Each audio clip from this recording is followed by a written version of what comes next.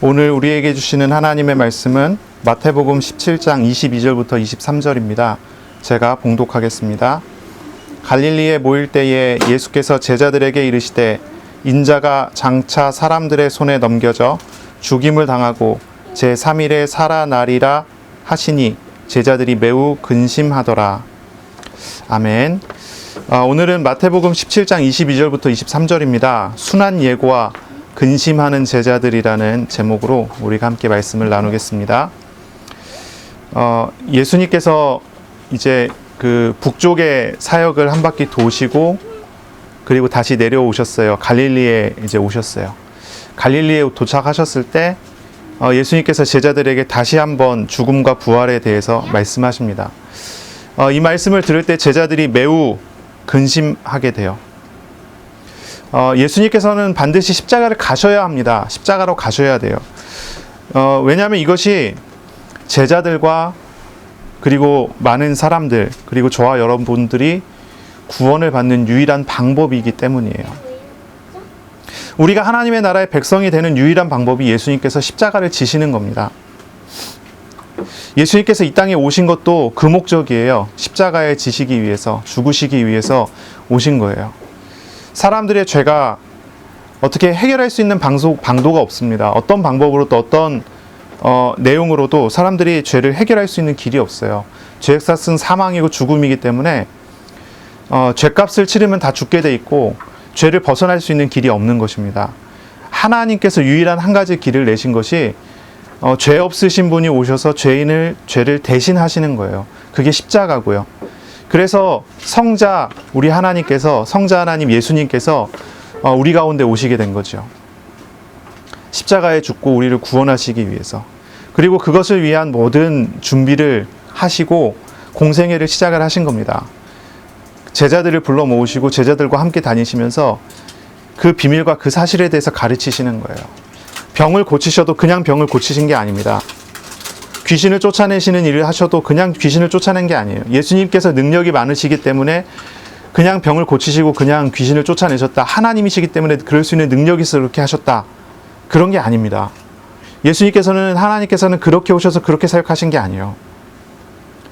병을 고치실 때는 예수님께서 그들의 병을 친히 담당하시고 짊어지셨기 때문에 사람들의 병이 고쳐지는 거고, 사람들이 당해야 되는 심각한 고통과 고난의 문제들을 예수님께서 대신 짊어지셨기 때문에 우리가 거기에서 구원을 받을 수 있게 되는 거예요.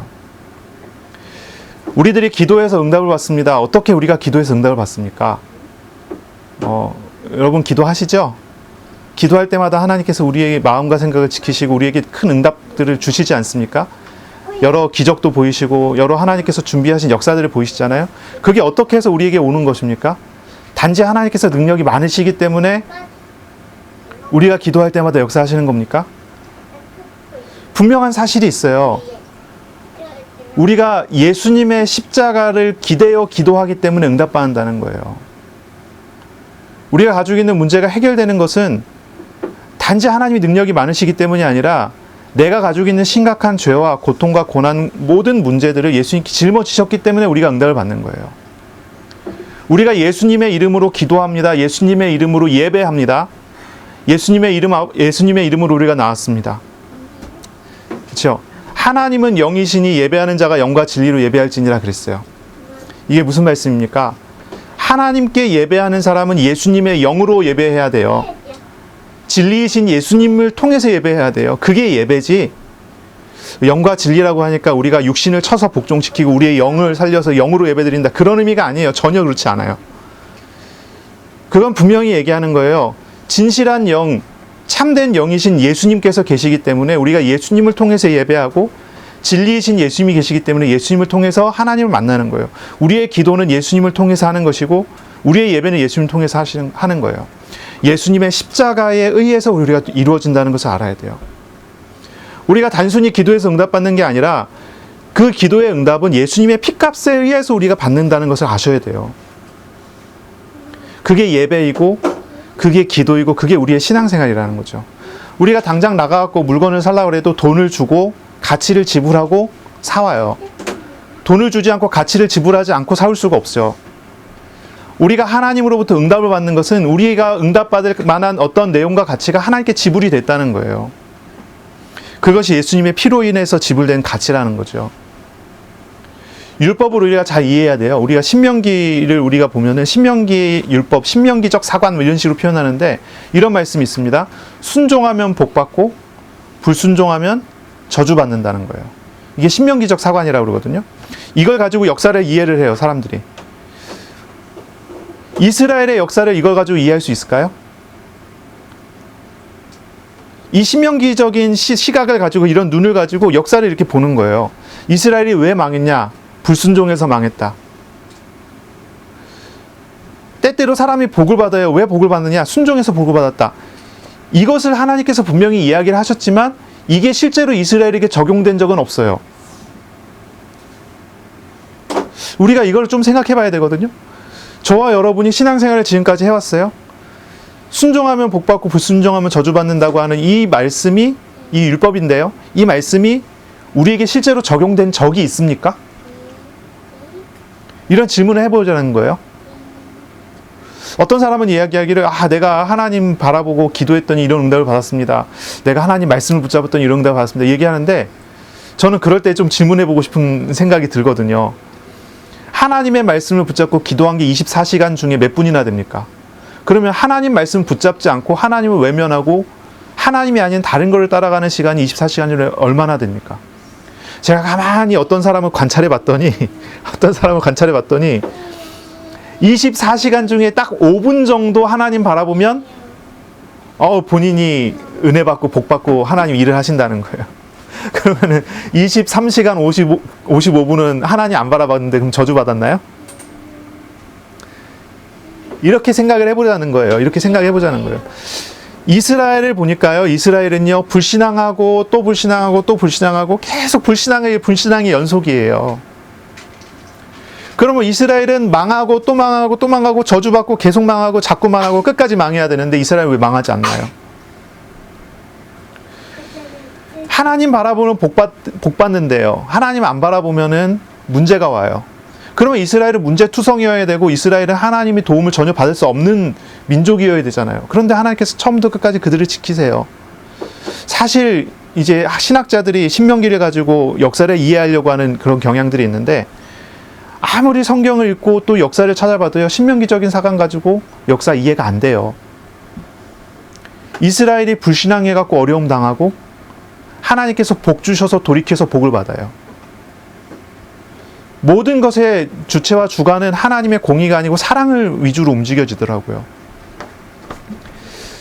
저와 여러분도 마찬가지죠.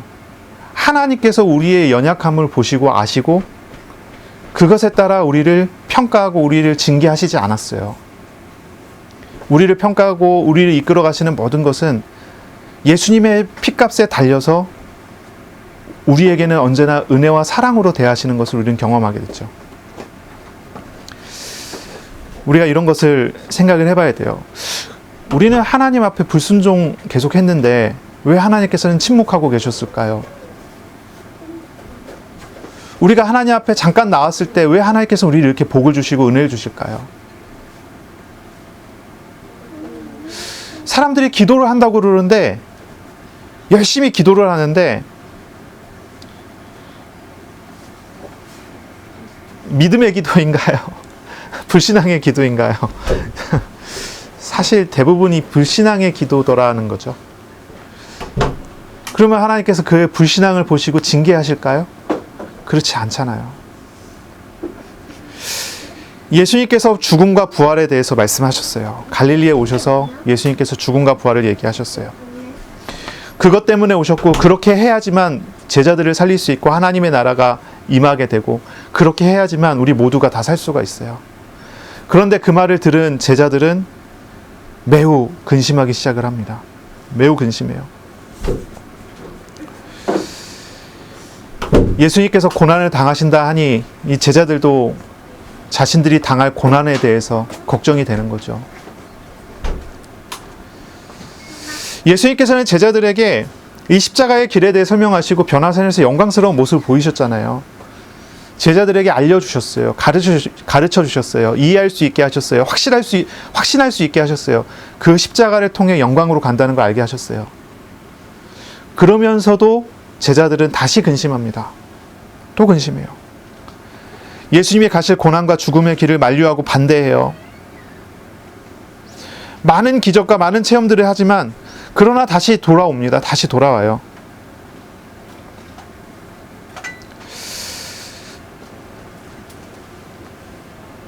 우리 주님께서 제자들에게 말씀을 듣게 하시고 기적을 체험하게 하시고 알아들을 만큼 여러 가지 경험도 하게 하시고 많은 것들을 제자들에게 보이셨지만 제자들은 여전히 마음속에 육신적인 욕심과 육신적인 요구를 버리지를 못해요. 이게 제자들의 모습이죠. 사실 이게 우리들의 모습입니다. 사실 우상을 쉽게 버리지 못하죠. 우상을 쉽게 버리지 못해요. 주인을 잘 바꾸지 못해요. 평생 돈을 의지하고 살아온 사람이 경제의 주인이신 하나님의 주권을 몇 번 경험했다고 해서 평생 따라갔었던 돈 우상을 쉽게 버릴 수가 있을까요? 잘 그러지 못하죠. 잘 그러지 못해요.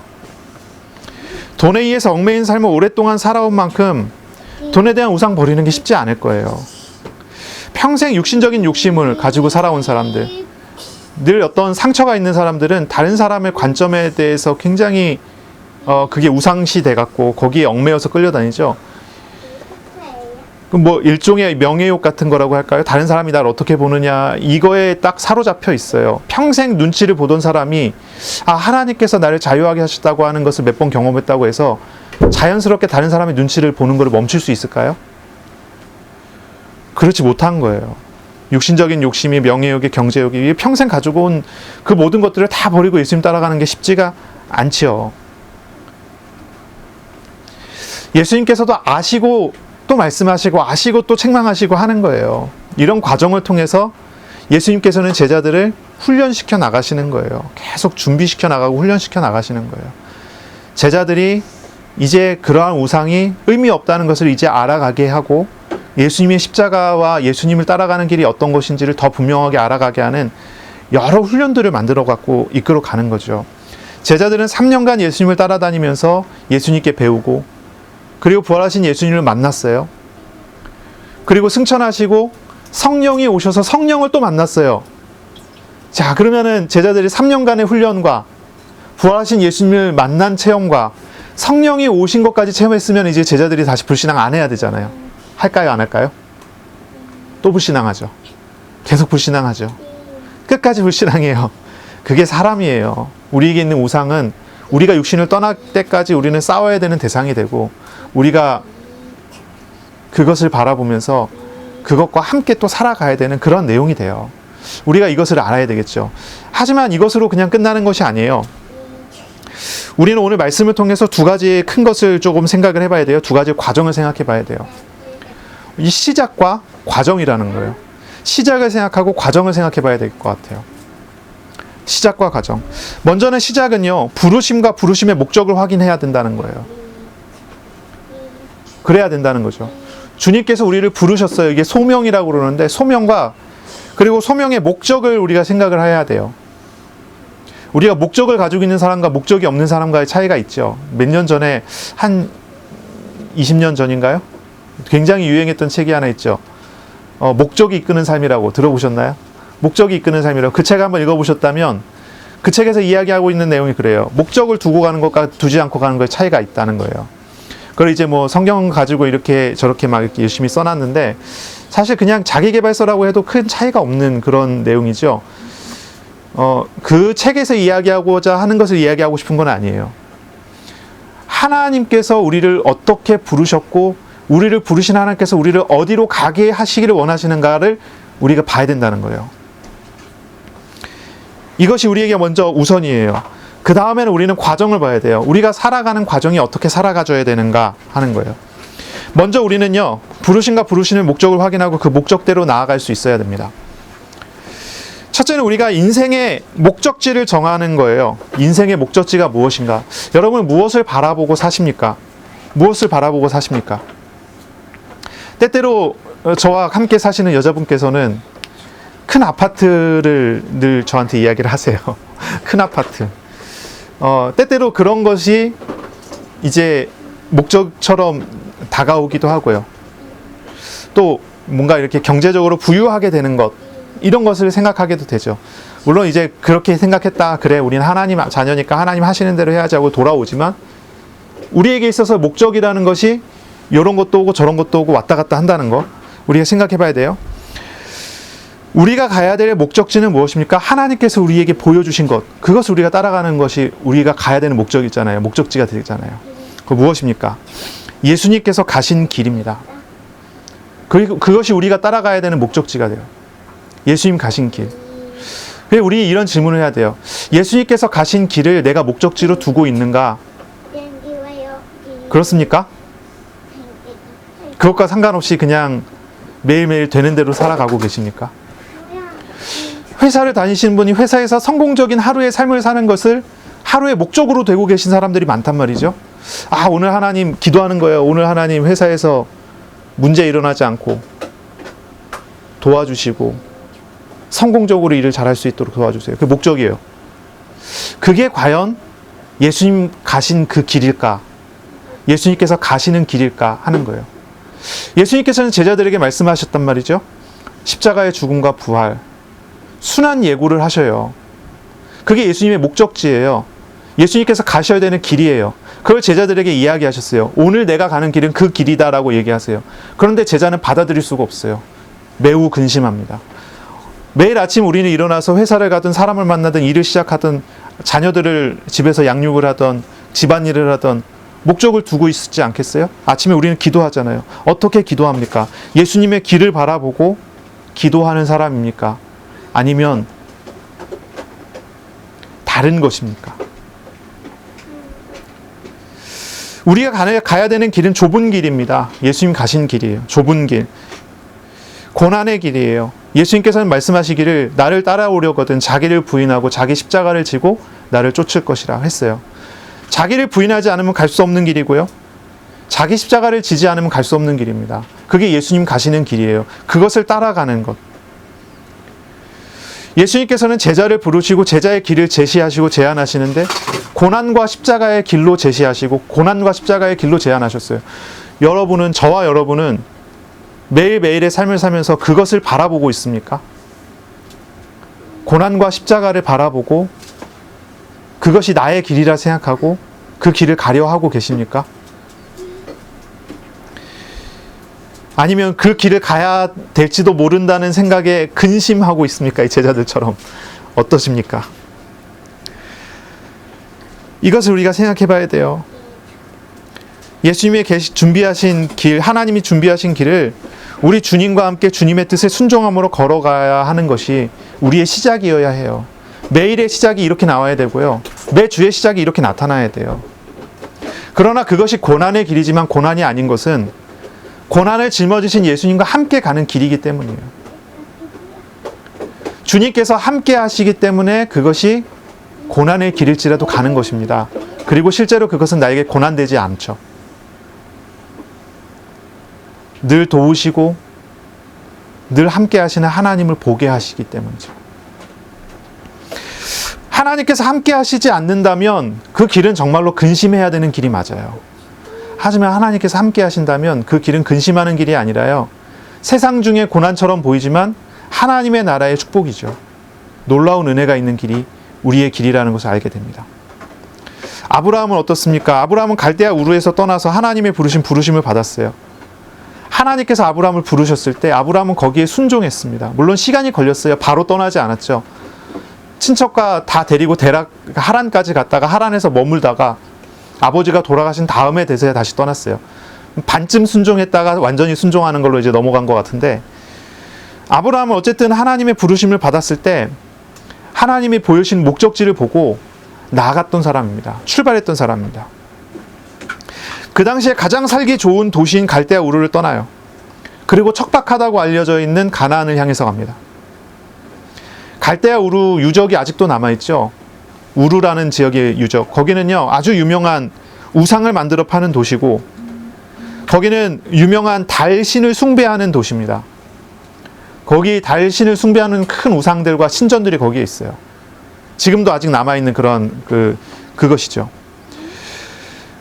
거기는 아주 살기 좋은 땅입니다. 갈대아라고 하는 이제 메소포타미아 지역이죠. 강과 강 사이의 지역이에요. 강과 강 사이니까 얼마나 비옥할까요? 농사를 짓고 뭐 곡식이 많이 나오는 땅이잖아요. 그런데 하나님께서 거기를 떠나라고 하셨을 때 아브라함은 떠납니다. 척박하다고 알려진 그런 땅을 향해서 갑니다. 하나님께서 함께 하시겠다고 했으니까요. 믿고 갑니다. 고난이 눈앞에 보이지만 갑니다. 하나님 가라고 하셨으니까 갑니다. 아브라함이 소명을 받아서 간 것입니다. 베드로 보세요. 베드로는 어떻습니까? 물고기를 잡는 어부입니다. 베드로는 평생을 갈릴리 바다에서 살았습니다. 1년에 3번 정도 예루살렘에 가갖고 하나님의 성전에 그 절기를 지키러 가는 그런 거 외에는 거의 갈릴리에서만 사는 사람이죠. 이 베드로의 관심은 물고기를 잡고 그것으로 살아가는 데만 있었던 것 같아요. 그러던 중에 베드로가 예수님을 만났어요. 예수님의 권능을 체험합니다. 주님의 부르심을 받습니다. 우리 주님께서 말씀하십니다. 마태복음 4장 19절에 나를 따라오라. 내가 너로 사랑 남는 어부가 되게 하리라. 그랬을 때 이 베드로는요, 배와 그물을 버려두고 예수님을 따르기로 결정합니다. 베드로는 결혼도 했고요. 그렇죠? 집도 있습니다. 베드로의 집은 가버나움에 있죠. 베드로는 모든 많은 자기가 가지고 있는 것들을 다 내려놓고 갑니다. 예수님을 따라가는 길이 고난의 길처럼 보였을지 모르겠어요. 자기가 지금까지 살아왔던 모든 것을 다 버리고 가야 되잖아요. 하지만 떠납니다. 베드로는 한 가지를 봤어요. 예수님께서 하나님이시라는 걸 봤어요. 그리고 주님께서 부르시니, 주님께서 함께하길 원하시니 베드로는 모든 걸 그냥 내려놓고 갑니다. 우리의 신앙이라는 것이 주님의 부름에서 시작된다는 걸 알아야 돼요. 주님께서 우리를 부르셨다는 겁니다. 좀 얘기가 다르긴 한데 이제 찰스 스펄전이라는 목사님 유명하죠. 뭐 마지막 선교도 뭐 이렇게 부르는 분인데 이 스펄전 목사님이 책을 썼어요. 목회자 후보생들에게. 그 책을 제가 잔잔히 읽어봤습니다. 또 우리나라의 유명한 이제 김남준 목사님이라고 있죠. 뭐 청교도적인 설교한다고 유명하게 알려져 있는 분인데 그분도 이제 이런 책을 썼어요. 자네 정말 그 길을 가려나. 제가 이제 목회자가 되기로 결심을 하고 이제 그런 책들을 열심히 찾아서 읽었습니다. 그 책을 보면은 그 목사님들이 얘기하는 거는 사실 동일한 내용들이 얘기해요. 뭐냐면 하나님께서 부르셨다 그러면 네 가겠습니다 하지 말고 하지 말라는 거예요. 그렇게 하지 말라는 거예요. 설마요 저는 아니겠죠. 저는 그 길을 갈 수 없습니다. 거절을 하라는 거예요. 못 가겠다고 하라는 거예요. 정말 안 된다고 하라는 거예요. 그래도 맞으면 그것에 대해서 완전히 확신이 들고 확신이 되고 확인이 되면 그제서야 가는 길이지 뭔가 나에게 그 길에 대한 뭔가 좋은 게 보였다고 그 길을 간다? 그러면 갈 수 없다는 말이에요. 왜냐하면 목회자의 길 자체가 고난의 길이라는 것을 봐야 되기 때문이에요. 목회자의 어떤 화려한 모습과 어떤 영광스러운 모습을 보고 그 길을 따라가기 시작을 하면 이제 사꾼이 되어버린다는 거죠. 하나님의 일을 하는 사람이 아니라 고난을 안 받고 영광만 받으려 하니까. 이제 그런 책에서 그 목사님들이 일관되게 얘기하는 게 그거예요. 겉모습을 보고 따라가면 안 된다는 거죠. 속을 봐야 되는 거죠. 그리고 그것은 무엇에서 확인해야 됩니까? 목회자의 길이 고난의 길이기 때문에 정말 확인해야 되는 것은 다른 게 아니라 하나님이 부르셔서 하나님께서 함께 가겠다고 한 그 길이 맞는지 확인하라는 거예요. 그 길이 맞는지 확인하라는 거예요. 이게 단지 목회자에게 주시는 말씀뿐만이 아닙니다. 천주교에서는 목회자를 성직이라고 그러죠. 성직자라고 그러죠. 천주교에서는 그래요. 그래서 사제들을 성직자, 그리고 일반 사람들의 평신도 이렇게 분류를 해요. 그러니까 이제 사제들은 어떤 사람들이냐면 하나님과 평신도를 연결해주는 중간의 역할을 하는 중보자 비슷한 역할을 하는 사람들. 그래서 사제의 길을 평신도의 길과 다른 길로 자꾸 묘사를 해요. 근데 그런 영향을 우리 개신교도 좀 많이 받은 것 같은데 개신교는 목사를 성직자라고 부르면 안 됩니다. 종교 개혁 때부터 처음부터 목회자는 성직자가 아니라고 했어요. 마르틴 루터가 만인 제사장설 들어보셨죠? 만인 제사장설이라고 해갖고 이제 얘기를 했는데 뭐냐면 성직과 평신도를 구분할 수가 없단 말이에요. 목회자가 성직이면 평신도도 다 성직을 받은 사람이다. 여기 한 발자국 더 나가서 우리 장로교회 칼빈은 뭐라고까지 보냐면 하나님께서 주신 모든 직분이라는 말이에요. 정치하는 사람은 하나님께서 정치의 직분을 주신 거고, 농사 짓는 사람은 농사의 직분을 하나님 주신 거고, 모든 게 다 하나님 앞에서 하나님으로부터 받은 거룩한 직분이라는 거예요. 성직이라는 거예요. 성이라는 거룩할 성자니까 거룩한 직분이라는 거예요. 그러니 하나님의 부르심에 합당하게 행동을 해야 된다는 거예요. 정치인은 하나님을 두려워하며 정치를 해야 되고, 농사하는 사람은 농사할 때도 하나님을 두려워하며 농사를 져야 돼요. 바르게, 성실하게, 온전하게. 이게 청교도 정신이 됐죠. 그리고 이것이 지금까지 우리가 이제 배워오는 이제 직업관, 윤리관이 되는 거예요. 직업 윤리관. 기독교 직업 윤리는 사실 여기서 이렇게 해서 형성돼서 우리에게 다가온 거죠. 단순히 목회자가 하나님의 부름 받아갖고 목회자의 길을 두고 하나님 앞에서 이렇게 확인받아야 된다는 그런 얘기가 아니에요. 우리 개인들은 하나님 앞에서 나의 부르심에 대해서 생각할 수 있어야 돼요. 나의 부르심에 대해서 고민해야 돼요. 하나님께서 나를 부르셨다. 직장 생활하도록 부르셨나요? 가정에서 아이들을 보도록 부르셨나요? 요즘에 저는 매일매일 하나님께서 저에게 가정주부로서의 역할로 부르셨다는 것을 확인하고 있습니다. 아이들을 보고 있습니다. 새 아이들을 위해 제가 밥을 하고 설거지를 하고 빨래를 하고 청소를 하고 아이들 공부를 가르치고 이제 그렇게 생활하고 있는데, 매일매일 우리가 하나님 앞에서 하나님의 거룩한 부르심을 볼 수 있어야 돼요. 그리고 그 길을 어떻게 갑니까? 그 부르심의 길을 어떻게 갑니까? 하나님께서 함께 하시며 그 고난을 함께 감당하시며 가겠다고 하시는 우리 하나님의 음성을 같이 들으며 가야 돼요.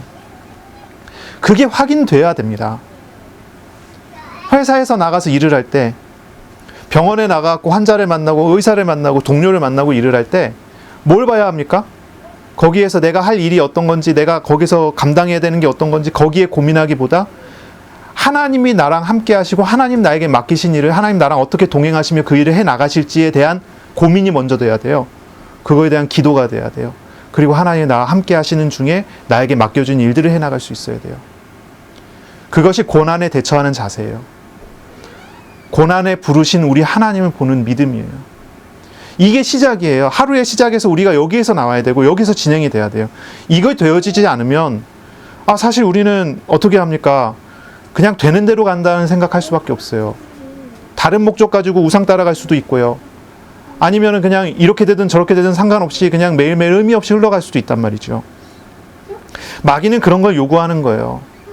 우상을 잡아라. 뭐 육신적인 욕심을 자꾸 주고요. 그런 걸 통해서 그런 걸 의지하면서 나가도록 만들어버리는 거죠. 하나님의 부르심을 봐야 돼요. 부르심을 확인해야 돼요. 확신해야 돼요. 저도 한 6개월 넘게 기도했거든요. 목회자의 길. 제가 하나님이 저를 부르시는데, 제가 교회를 1년 다니다가 교회를 방학해갖고 한 2년 정도 교회를 방학했거든요. 교회를 안 다녔어요. 2년 정도 교회를 방학했다가 2년 만에 다시 교회로 돌아오게 될 때 제가 하나님을 경험하고 하나님을 체험하고 교회로 다시 돌아온 거예요. 한 기도를 여러 가지를 가지고 했어요. 하나님이 정말로 살아 계시다면 나에게 응답 주세요 하는 기도 제목이 있었는데, 그 기도 제목이 하나같이 다 응답되는 거 확인하고 그 다음에 교회를 나오기 시작했거든요. 교회를 나가기 시작하고 한 2달, 3달 정도 지나가는데 목회자의 길에 대한 부르심 같은 게 저에게 보이기 시작하는 거예요. 어떤 것들이 보이기 시작하는 거예요. 저는 사실 성경도 잘 모르고 신학도 잘 모르고 아무것도 모르잖아요. 그냥 단지 하나님을 경험하고 알고 교회 나가기 시작하고, 그래서 성경책을 조금씩 읽어가기 시작했을 뿐이거든요. 근데 하나님이 저에게 대해서 목회자로서의 부르심 같은 게 오기 시작하니까 저는 당연히 하나님 할 수 없습니다. 갈 수 없습니다. 그건 제 길이 아닌 것 같아요. 그 기도를 그렇게 했다니까요. 저는 그 길 못 갈 것 같아요. 저는 그냥 이대로 평범하게 자라나서 대학에 가서 평범하게 직장 취직해서 그냥 살래요. 교회 잘 섬길게요. 헌금 많이 할게요. 그런데 목회자는 저는 아닌 것 같아요. 그거를 제가 6개월을 했어요. 못 가겠다고. 아닌 것 같다고. 근데 6개월 동안 하나같이 한결같이 하나님께서 부르심을 보여주시는 거예요. 6개월 만에 제가 하나님 부르신 대로 가겠습니다 했어요. 그래서 제가 고등학교 2학년 2학기쯤 돼갖고 제가 목회자의 길로 가기로 하고 2학년 2학기가 됐을 때 제가 이제 전과를 신청을 하고 이제 이과였는데 문과로 이제 바꿔갖고 이제 그때부터 준비를 했어요. 그 이후로 벌써 20 몇 년이 지났는데 참 놀라운 게 뭐냐면요. 그런 거예요. 20년이 왔는데 그때 그렇게 결정하고 지금까지 그 목회자의 길에 대한 의심이 전혀 오질 않아요. 정말 어려울 때도 있었거든요. 몸이 막 되게 아팠다든지 아니면 가정이 뭐 경제적으로 너무 안 좋았다든지 여러 가지 어려운 일들도 있었어요. 막 여러 가지 시비가 걸리는 일도 있었고. 그런데 하나님께서 부르셨으니 하나님께서 고쳐서 쓰실 것이다라고 고백이 되지, 하나님 이런 내가 할 수 있습니까? 이런 생각은 들질 않아요. 그게 20 몇 년 됐어요. 부르심에 대해서 오랜 시간, 6개월이 그렇게 오랜 시간은 아니지만 부르심에 대해서 하나님 앞에 질문하는 시간 통해서 제가 확신하게 된 이후부터는 지금까지 하나님께서 저를 그렇게 인도해 가시는 거예요. 여러분 어떻습니까? 지금 하고 있는 일에 대해서, 지금 매일매일 만나게 되는 사람과 일들에 대해서 하나님의 부르심을 보고 계십니까? 그러면은 그 일이 어려워도 넘어지지 않습니다. 하나님이 하시는 일을 보기 위해 인내할 수 있습니다. 부르심에 소망이 있다면 인내하게 됩니다. 이것이 우리에게 있어야 돼요. 우리의 시작이에요. 우리가 매일을 하나님 앞에서 기도할 때 그 매일에 하나님의 부르심을 볼 수 있어야 돼요. 이게 중요한 부분이죠. 인생에 진짜 목적이 있습니까? 나를 향하신 하나님의 부르심을 정말로 구해야 되지 않겠습니까? 부르심을 확신한다면 다시 확인하고 또 확인할 수 있어야 합니다. 매일매일 나의 삶 속에서 확인되어져 가야 합니다. 그 길을 가는 길에 하나님께서 나와 함께 하시며 그 길로 나를 어떻게 인도하시는지를 내가 볼 수 있어야 되고 알아갈 수 있어야 됩니다. 하나님께서 나에게 어떻게 동행하시는지, 무엇을 나에게 이루어 가시는지를 정말 기도하면서 매일매일 체험해 가시기를 바랍니다. 아주 가깝게는 내가 어떤 직업을 가지고 어떤 장소에서 오늘 어떻게 살아가야 하는가, 나의 오늘을 바라보면서 기도하는 것이 우리에게 있어서의 작은 가까운 소명이 될 것이고요. 더 멀리서 본다면 우리의 평생을 두고서, 우리의 남은 평생을 두고서 어떻게 이 남은 평생을 바라보며 하나님의 부르심을 보며 나아가게 될 것인지를 보는 것입니다.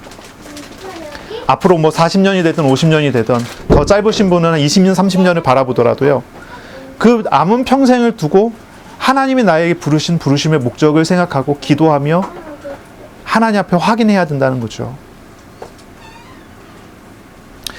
우리가 정말로 어떤 삶을 살아가야 될까요? 하나님이 준비하신 길을 하나님을 의지하면서 살아가야 됩니다. 어떻게 살아가야 됩니까? 하나님이 동행하시는 그 길 속에서 서로 살아가야 합니다. 하나님께서 아브라함을 부르셨고 베드로를 부르셨고요. 그리고 오늘 저와 여러분을 부르셨어요. 우리는 성경을 통해서 우리가 배울 수 있습니다.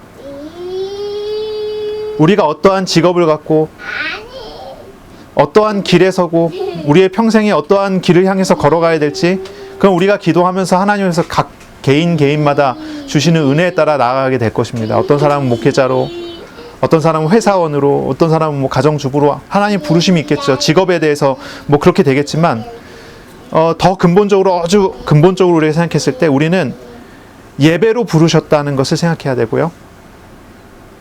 예배자로 부르셨다는 것을 생각해야 되고, 하나님과 교제하기 위해 부르셨다는 것을 생각해야 돼요. 하나님께서는 예배 받으시기 위해서, 영광 받으시기 위해서 사람을 창조하셨고 예수님을 보내시고 우리에게 예배 받으시고 우리와 교제하기 위해서 십자가에 죽으시고 부활하셨다는 것을 기억해야 돼요. 아주 근본적인 거죠. 그래서 우리가 예배자로 하나님 앞에 서야 되고 예배자로 하나님 앞에 나아가야 된다는 것입니다.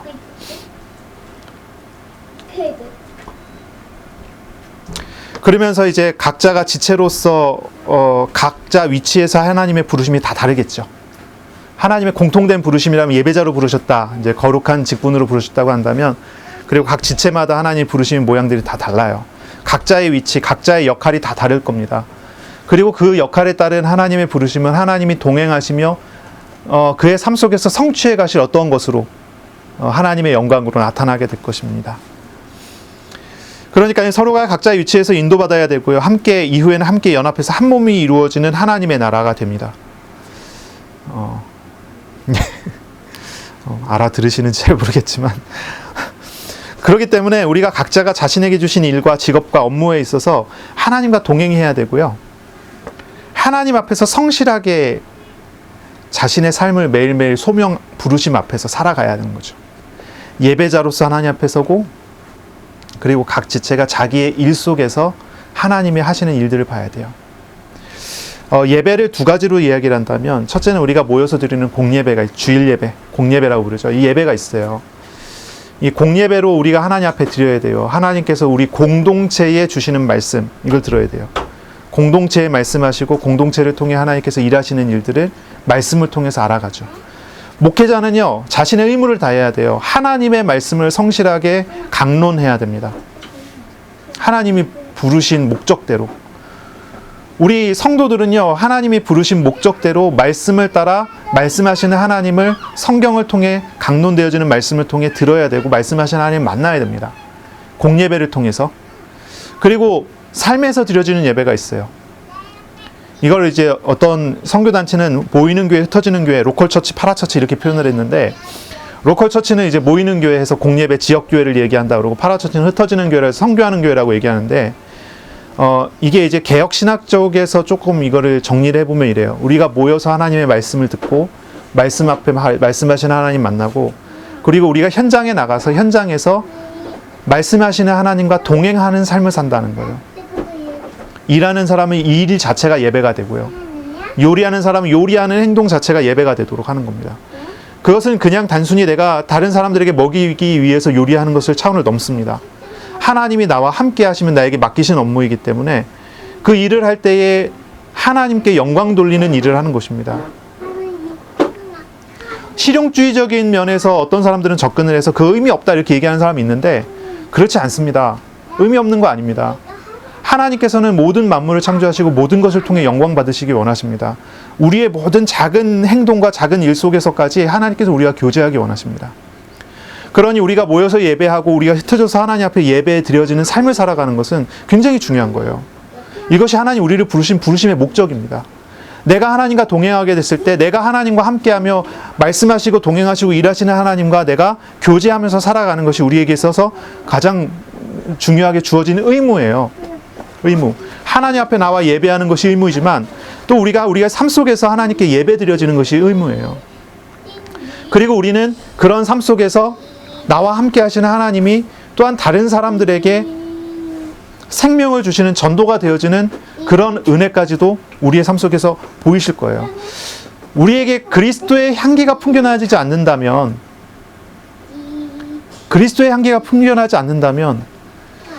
전도라는 것이 쉽지가 않을 겁니다. 근데 우리의 삶 속에 그리스도의 향기가 풍겨나진다면 전도가 되어지게 되지 않겠어요? 그리스도의 향기가 풍겨난다는 얘기는 나는 별 볼 일 없는데 내 안에 하나님께서 나와 함께 하심을 보게 됐을 때 얘기하는 거예요. 그게 중요하죠. 두 번째 우리가 한 가지의 과정을 또 봐야 돼요. 첫 번째는 우리의 부르심을 봐야 된다고 한다면 두 번째는요. 성화되어져 가는, 거룩하여져 가는 그런 과정을 우리가 볼 수 있어야 돼요. 여기에서 제일 중요한 건 뭐냐면 낙심하지 않는 겁니다. 여러분 삶을 살아가면 느껴지지 않습니까? 말씀을 듣고 말씀을 붙잡고 정말 기도하고 도전해봤을 때 삶의 예배를 도전해봤을 때 도전해보셨죠? 도전해봤을 때 느껴지지 않습니까? 아 정말 안 되는구나. 안 느껴지십니까? 잘 안 돼요. 제자들 보세요. 예수님이 눈앞에 계셔요. 옆에 계세요. 같이 먹고 같이 자고 합숙을 합니다. 동행을 합니다. 그런데 제자들도 안 돼요.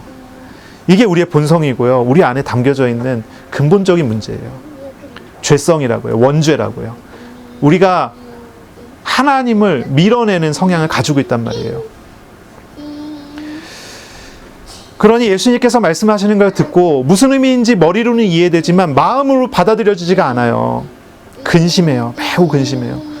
예수님께서 십자가에 죽으실 거를 설명하시는데 설명을 들을 때마다 아니 하나님의 영광을 보면서도 받아들이기가 어려운 거예요.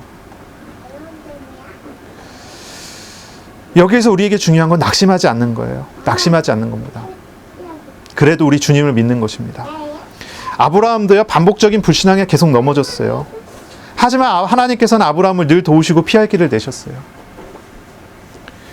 베드로의 불신앙 우리가 잘 알고 있죠. 베드로 성급하고 다혈질적입니다. 불신앙으로 나쁜 결과로 이끌어간 상황들도 여러 번 나타났죠. 예수님께 큰 책망도 들어봤고 예수님을 저주하면서 부인하기까지 한 게 우리 베드로 아니겠어요? 예수님의 고난에 대해서 반대하고 나중에는 예수님 십자가에 이제 돌아가시기 전에 예수님을 저주하고 부인하기까지 하잖아요. 그게 베드로예요. 우리의 신앙의 선배들을 보세요. 교회사를 보고 우리의 과거의 신앙생활들도 한번 보세요. 다른 사람들뿐 아니라 우리 자신도 보세요. 어떻습니까? 우리는요, 늘 하나님께 실수하고 잘못하는 것이 일상인 사람들 아니겠어요? 하지만 우리가 낙심치 않을 이유가 있습니다. 하나님께서 우리의 연약함을 아시기 때문입니다.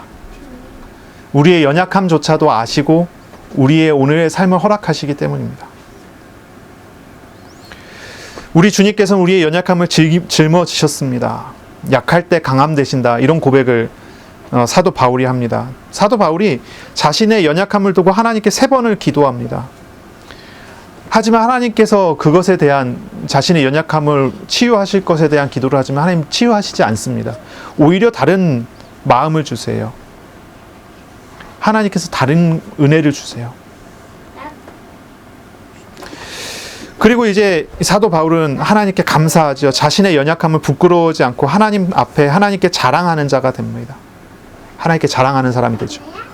우리의 연약함을 보고 이 사도 바울은 자신의 연약함을 보고 그 연약함을 떨쳐낼 수 있도록 기도했지만 하나님께서는 그 연약한 그것이 너다라는 것을 오히려 분명하게 알게 하셨고 인정하게 만드셨어요. 우리는 우리 자신의 연약함을 보고 우리 자신을 인정하고 우리 자신을 내려놓고 주님의 강함을 힘입는 사람이 돼야 되겠죠.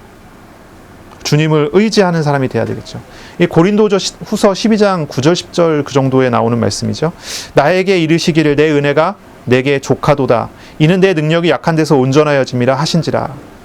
그러므로 도리어 크게 기뻐함으로 나의 여러 약한 것들에 대하여 자랑하리니 이는 그리스도의 능력이 내게 머물게 하려 함이라. 그러므로 내가 그리스도를 위하여 약한 것들과 능욕과 궁핍과 박해와 공고를 기뻐하노니 이는 내가 약한 그때의 강함이라. 이 사도 바울의 고백입니다. 고난을 바라보고 제자들이 매우 근심했어요.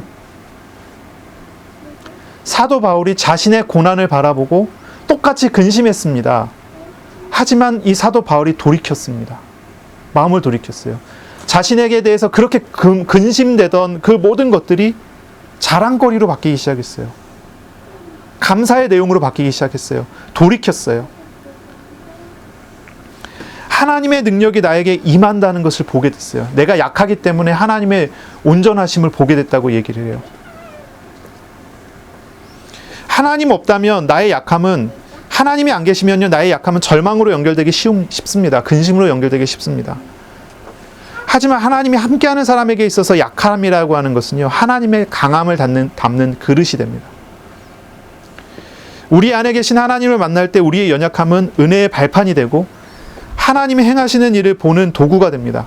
그래서 자신의 연약함을 감추지 말고 자기 자신을 내려놓고 우리 주님의 강함을 의지하는 그런 돌이킴이 우리에게 있어야 되는 것입니다.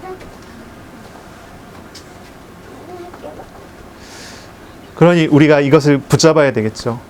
우리를 부르신 하나님의 부름, 우리가 부르심에 대한 소망을 보고 우리와 함께 하시는 하나님을 보는 것이 우리에게 첫 번째 우리가 붙잡아야 될, 고민해야 될 부분이라 한다면, 두 번째는 그럼에도 불구하고 우리에게 있는 연약함과 우리에게 있는 죄성과 죄된 부분과 우리 안에 있는 우상에 관련돼서 그것조차도 하나님께서 나에게 허락하시면서 나와 함께 하시면서 바꾸어 가시는 놀라운 은혜를 보게 되는 거예요. 나의 연약함이라는 게 어떤 겁니까? 여러분 어디에 약합니까? 내가 어디에 연약한가 생각해 보면은 사도 바울 같은 경우는 이제 뭐 어떤 사람은 간질이라고 그러고 어떤 사람은 안질이라고 합니다. 사도 바울이 눈이 별로 안 좋았잖아요. 어떤 사람은 안질, 눈이 너무 아파서 그거 가지고 볼 수도 없게 되고 이런 문제 때문에 하나님 앞에 3번 기도했다 이렇게 얘기하는 사람이 있고, 어떤 사람은 간질병 때문에 했다 얘기하는 사람이 있는데 뭔지 잘 모릅니다. 우리 그냥 전에 내어오는 이야기를 우리가 알고 있는 거죠. 아, 그랬었구나 이렇게 이제 생각하는 거지. 이 바울은 자신의 육신의 병 가지고 하나님 앞에서 그렇게 약함을 두고 하나님 앞에 기도했어요. 여러분 어때요? 육신이 약한 사람 있을 겁니다. 꼭 육신의 약함뿐만이 아니죠. 마음의 상처. 다른 건 다 괜찮은데 꼭 그 부분만 건드림 받으면 못 견뎌갖고 힘들어하는 사람들. 그게 사단의 통로가 되고요. 이 시험의 도구가 되고요. 그렇죠? 꼭 어떤 사람은 또 꼭 돈 문제 가지고 넘어져요. 그게 그 사람의 약함이에요. 연약함. 공격의 대상이 되죠. 마귀가 꼭 그걸 가지고 시험 들게 하고. 인간관계 때문에 그렇고.